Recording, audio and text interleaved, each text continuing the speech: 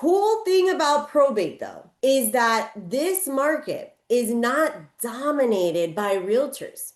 The market is dominated by investors. Why do investors like these houses? Well, because the people don't know what they're doing. They've got a lot of issues a lot of times.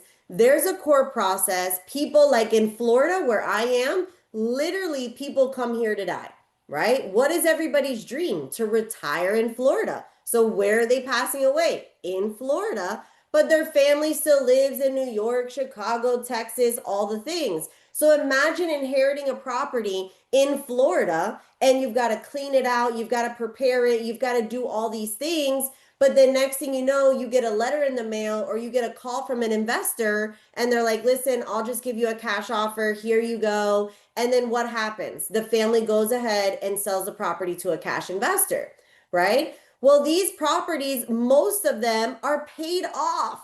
They're full of equity. Why? Because the family lived there their whole 30 years of their mortgage. They paid it off, and now there's a fully paid off house, possibly in Florida or all over the world, right? Wherever the person lives, wherever your market is.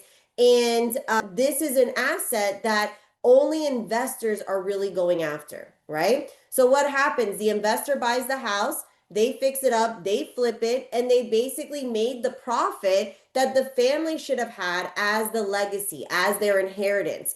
So I've told this story before, but what the huge change for me was when I helped two young men. They were 19 and 20, and they lost their mom.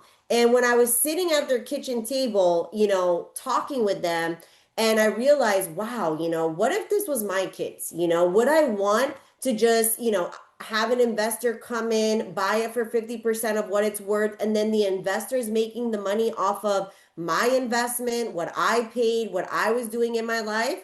Or would I rather my kids to get every red cent possible so that they can further their lives, right? And so that was the transaction for me that I kind of started shifting.